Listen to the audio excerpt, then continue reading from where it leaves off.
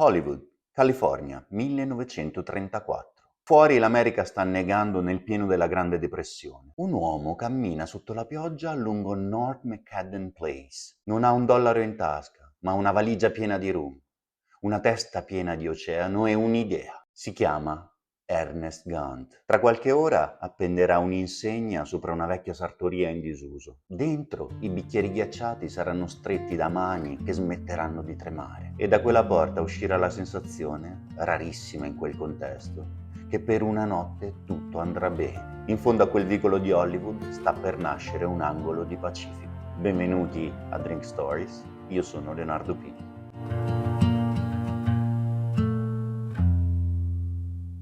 Bisogna capire il momento per capire l'uomo. È il 1934, sono passati 5 anni dal crollo di Wall Street. L'America della Grande Depressione ha smesso di sorridere. Le fabbriche chiudono, le file davanti alle mense dei poveri attraversano interi isolati. Nelle pianure del Midwest, famiglie intere caricano tutto su dei camion e partono. Inseguono un lavoro, la possibilità di restare umani. Uno scrittore sta riempiendo quaderni di questa miseria. Si chiama John Steinbeck. Il suo protagonista, Tom Joad, attraversa un paese che non ha più posto per lui e una fotografa sta fissando per sempre i volti stanchi di madri e bambini coperti di polvere. Si chiama Dorothea Lange. Il proibizionismo è appena finito. Il 21° emendamento lo ha sepolto un anno prima, ma il paese che ha smesso di bere in facciata non sa ancora come ricominciare. I bar riaprono, ma manca l'anima. Non cercano solo alcol, cercano tregua. Molti anni dopo Springsteen canterà proprio di quell'uomo che cammina nella notte, The Ghost of Tom Joad.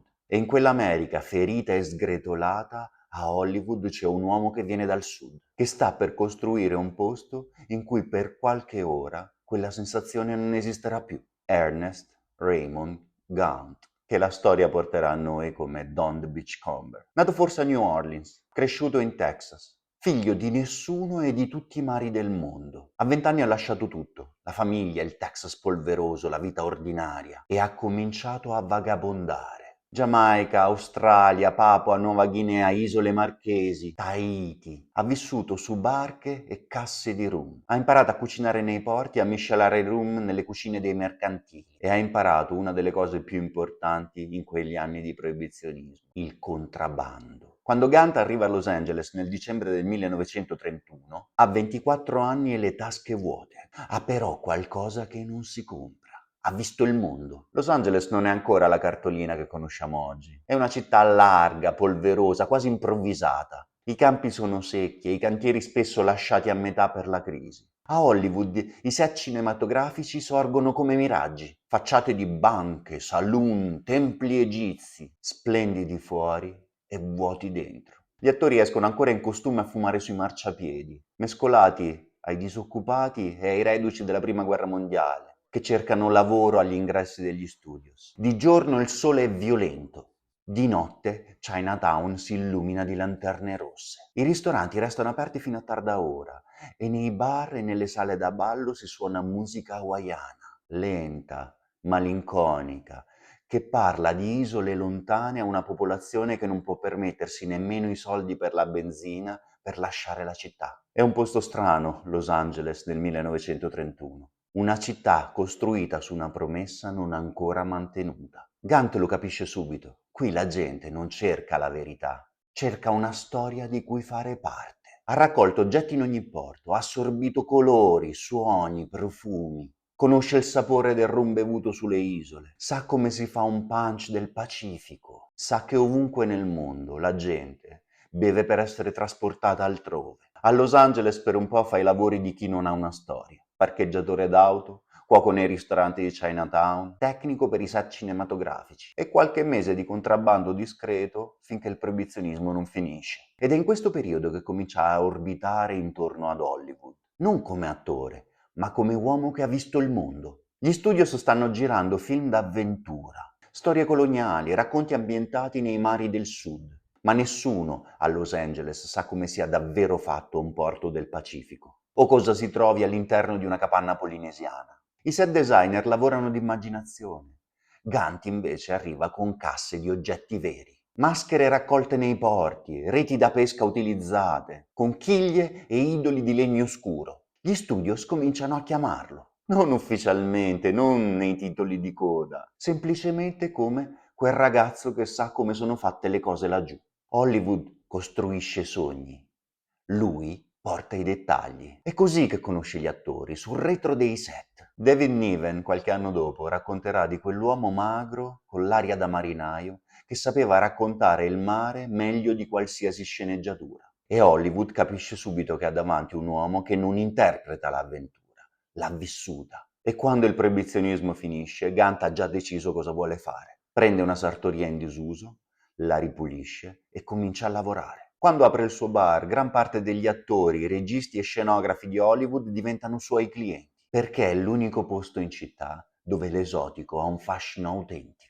L'inaugurazione avviene in un giorno non ben precisato tra la fine del 1933 e i primissimi giorni del 1934. Quello che Gant crea non è un bar, è una nuova dimensione. Le pareti scompaiono sotto orpelli di ogni genere. L'odore è umido e speziato come dopo un temporale tropicale. La musica è hawaiana, una musica che non appartiene a nessun luogo che gli avventori abbiano mai visitato, ma che suona come casa. E poi ci sono i drink. Gant non serve le solite cose. Mescola rum di ogni provenienza con succhi freschi, sciroppi fatti a mano e spezie che qualcuno non sa neanche nominare. Li chiama Rum Rhapsodies, sonate di rum, composizioni. E come ogni buon compositore, custodisce gelosamente i suoi spartiti. Gant non rivela mai le sue ricette, mai, a nessuno. Alcuni concorrenti provano in tutti i modi a copiare le sue ricette, dal corrompere i camerieri ad assumere i suoi barman, ma lui trova una soluzione che sarebbe piaciuta anche al migliore dei 007. Etichetta le bottiglie con dei numeri, senza indicazione di contenuto. I suoi barman, che pure preparano quei drink ogni sera, non sanno cosa stanno versando. Seguono semplicemente una sequenza di numeri. Il risultato è sempre perfetto, ma nessuno, a parte lui, conosce la reale formula. Alcuni ingredienti non vengono nemmeno preparati nel locale, vengono commissionati a una fabbrica chimica a Inglewood, la Astra Company, gestita da un certo John Lancaster. Lo Spice Number 4, ad esempio, uno degli ingredienti chiave del suo cocktail più famoso, è rimasto segreto per 70 anni. Quando John Lancaster morì negli anni 60 e la Astra Company chiuse, sembrava che quel segreto fosse sparito per sempre. Solo nel 2005 un'anziana donna di nome Jennifer Santiago si è presentata con un taccuino consumato che apparteneva a suo padre, barman del Don the Beachcomber. Lì dentro c'erano le ricette, ancora parzialmente cifrate, ma grazie a quel taccuino e al contributo di un altro veterano, tale Bob Esmino, il mistero è stato probabilmente svelato. Lo Spice Number 4 pare quindi che fosse un semplice sciroppo fatto in casa di cannella, chiodi di garofano e pimento. Di base è un ingrediente semplicissimo, custodito come un codice nucleare. L'ingrediente di un drink che ha reso Don leggendario e che ha messo il tiki sulla mappa del mondo, lo zombie. La storia del suo nome è incerta, come poi tutte le più belle storie. Si dice che una sera un amico di Gant fosse venuto al bar con un hangover brutale. Doveva prendere il giorno dopo un aereo per un appuntamento di affari. E Gant gli ha preparato qualcosa di potente, una scossa liquida. L'amico è partito, è tornato qualche giorno dopo con uno sguardo vuoto e ha raccontato che quel drink l'aveva fatto sentire per ore come uno zombie. Sarà vero, ma soprattutto è davvero importante saperlo. Ciò che è sicuramente vero è che lo zombie è nato nel 1934. Contiene quantità incredibili di rum e liquori, così ben bilanciati da risultare addirittura beverino. È talmente devastante che Gant impone una regola interna nel suo locale: mai più di 2 zombie a persona in una sera. E il menù recita: per la tua sicurezza. E quella frase, quella limitazione assurda, diventa la miglior campagna pubblicitaria che un drink abbia mai avuto. La voce si diffonde in tutta Hollywood, la gente fa la fila per provarlo. La stampa lo chiama il cocktail più pericoloso d'America. Nel 1939 al World's Fair di New York viene servita una versione imitata e approssimativa. E nonostante questo migliaia di persone lo ordinano senza sapere neanche cosa stanno bevendo. Gant osserva tutto questo con ironia e sorrisi. Lo chiamava Mender of Broken Dreams, un riparatore di sogni infranti. Stava realmente parlando del drink. Il genio di Don the Beachcomber stava nei dettagli.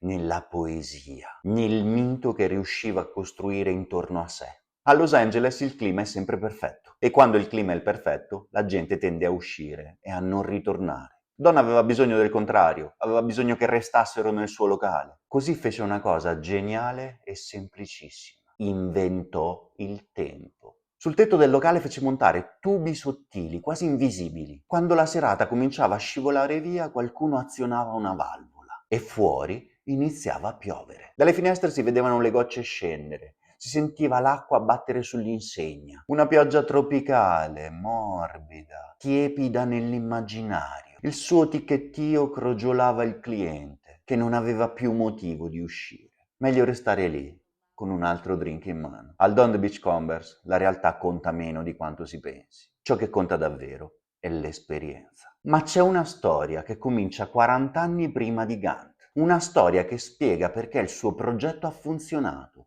perché l'America era già pronta per lui. Parigi, 1891. Un ex agente di borsa di 43 anni lascia tutto quello che ha, lascia moglie e figli e si imbarca direzione Tahiti. Si chiama Paul Gauguin. Ha abbandonato il mondo sicuro dell'impressionismo. Vuole qualcosa di più selvaggio, di più antico. Vuole dipingere l'uomo non civilizzato, la natura non domata, i colori che l'Europa non riesce più a vedere. Arriva a Tahiti e trova qualcosa di completamente diverso rispetto a quello che aveva immaginato. La Francia coloniale è già lì da mezzo secolo. I missionari hanno già fatto il loro lavoro, ma Gauguin dipinge lo stesso ciò che vuole vedere. O meglio, ciò che deve esistere per soddisfare il desiderio europeo di Eden perduto. Quei dipinti, tra il misterioso e l'erotico, viaggiano per l'Europa e arrivano fino in America. Diventano l'immagine di un Pacifico che non è mai esistito davvero. Un sogno collettivo, una proiezione. Nei primi del Novecento arrivano la radio e il cinema. La musica hawaiana invade i salotti già nel 1915. Hollywood gira film esotici ambientati nel Pacifico. Mutiny on the Bounty del 1935 porta 3 milioni di americani nelle sale a sognare Tahiti. Gantt non ha inventato il sogno del Pacifico, ha capito prima di chiunque altro che quel sogno aveva sete e ha messo un bicchiere davanti a quella sete. Nel 1942 Gantt parte per la guerra. Si arruola nell'Air Corps dell'esercito americano. Diventa ufficiale e viene inviato nel Mediterraneo. Durante un attacco navale però viene ferito. L'esercito però capisce in fretta che quell'uomo è più utile e lontano dalla trincea. Non gli chiedono quindi di combattere, gli chiedono di fare ciò che sa fare meglio. Tenere insieme gli uomini esausti. Organizza luoghi di riposo per gli aviatori. Inventa bar improvvisati nelle basi. Trova bottiglie dove non dovrebbero esistere. In mezzo alla guerra costruisce piccole isole temporanee e concede ai soldati qualche ora senza paura, senza il rombo dei motori, senza la notte. Poi la guerra finisce e Gantt torna a casa. Ma quella casa non è più la stessa. Sunny Sand, la cameriera del Minnesota con un feroce senso degli affari che aveva sposato negli anni 30, aveva trasformato il Don the Beachcomber in un impero sparso per tutta l'America. 16 locali al picco. Nel 1947 il Don the Beachcomber di Chicago viene messo tra i 50 migliori ristoranti d'America. Gantt quindi rientra dalla guerra e scopre che il suo mondo aveva imparato a vivere senza di lui. È diventato ospite nel posto che aveva inventato. Il matrimonio finisce, Sunny tiene la catena, lui mantiene il nome, le ricette e il vuoto. Così fa l'unica cosa che ha sempre fatto nella vita quando un luogo smetteva di appartenergli.